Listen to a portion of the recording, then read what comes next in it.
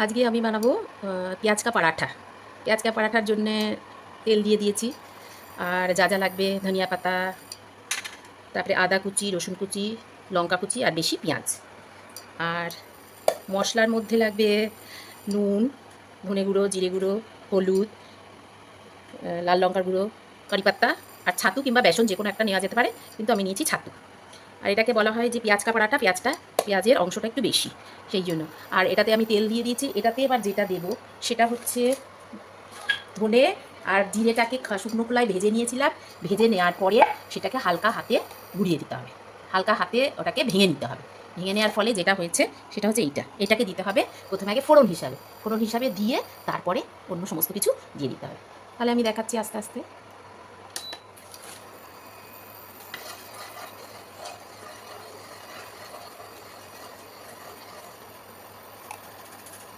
তেলটা গরম হয়ে গেছে।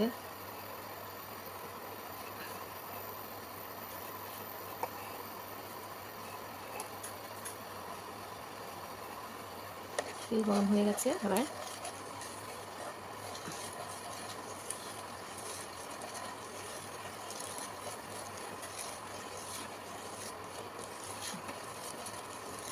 এটাই যেহেতু ভাজা ভাজাই ছিল, সেই জন্য আর অত ভাজা ভাজা করতে হবে না। এর মধ্যেই এবারে এক একটা জিনিস দিয়ে দিতে হবে।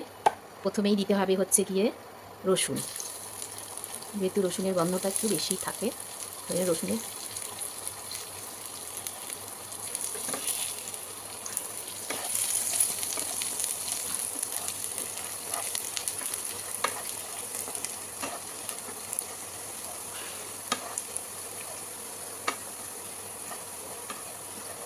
সব কিছু দিতে হবে, সেই জন্যে পেঁয়াজ দিয়ে দেবো এবারে।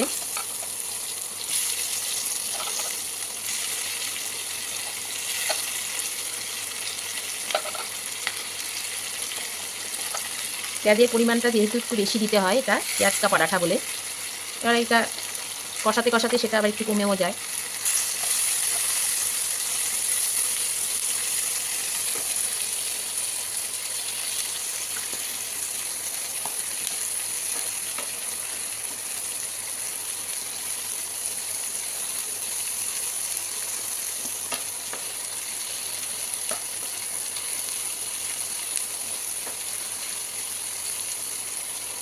এবার এতে দিয়ে দেবো আদা আদা আর কাঁচা লঙ্কা।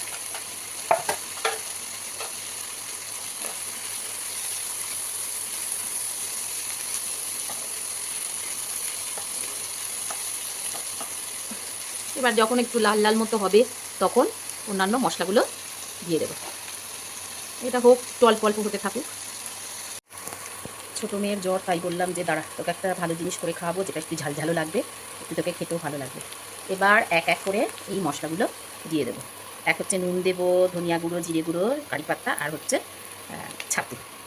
একটা করে এখানে দিয়ে দিয়ে ওর সঙ্গে মিক্সড করে নেবো। এটা একটু ব্রাউন কালার, আর একটু ব্রাউন কালার হবে, হয়ে নিয়ে তারপরে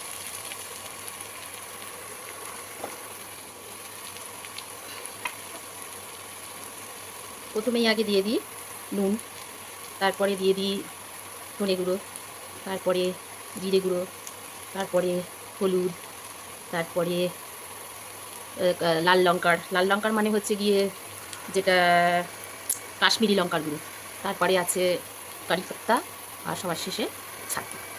এবার এইটা দিয়েই আমি এবারে ভালো করে ওটাকে মিক্সড করব, তারপরে এই পুরটা তৈরি হয়ে যাবে। হয়ে এসছে পেঁয়াজের পুরটা। এবার এরকম করলেও হবে, কিন্তু আমার যেটা বেশি পছন্দ হয় সেটা হচ্ছে গিয়ে এর মধ্যে একটু আমি ধনিয়া পাত্তা দিয়ে দিই।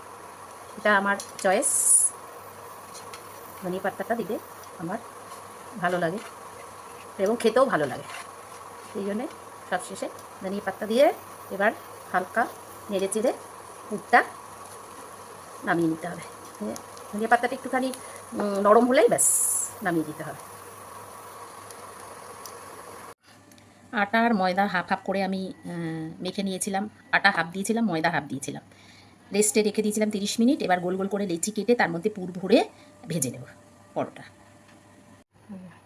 আটাটাকে এরকম করে নিতে হবে। করে নেওয়ার পরে পুর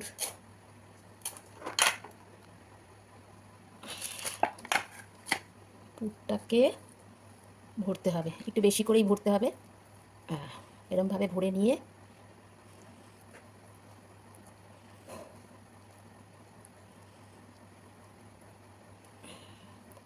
ব্যাস, এটা হয়ে গেল, এটা হয়ে গেল।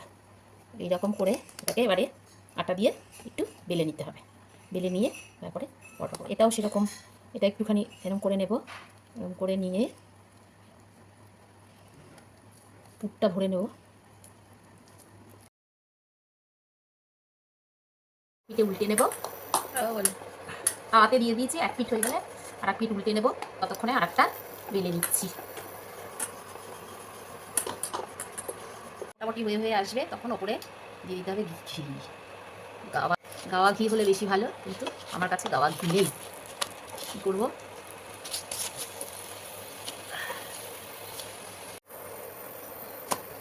ঘি দিয়ে দিয়েছি ওপরে। এগুলো দুটোই মোটামুটি হয়ে গেছে। ওই নিচেরটা ফুলছিল, আবার উল্টে দিয়ে এটাকে, এটাও যাতে ফুলে।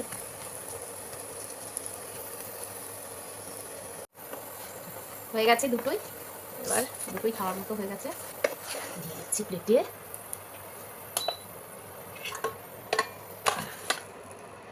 হয়ে গেল পেঁয়াজটা। এটা হচ্ছে এইরকম পেঁয়াজকা পাড়াটা রেডি। এবার যে কোনো সস দিয়ে খেলেই হবে, এমনিও খাওয়া যাবে, যে কোনো সস দিয়ে খেলেও ভালো লাগে। সসটাও তৈরি করা যায় বাড়িতে, যদি তৈরি করার সময় না থাকে তাহলে কেনা সস দিয়েও খাওয়া যায়।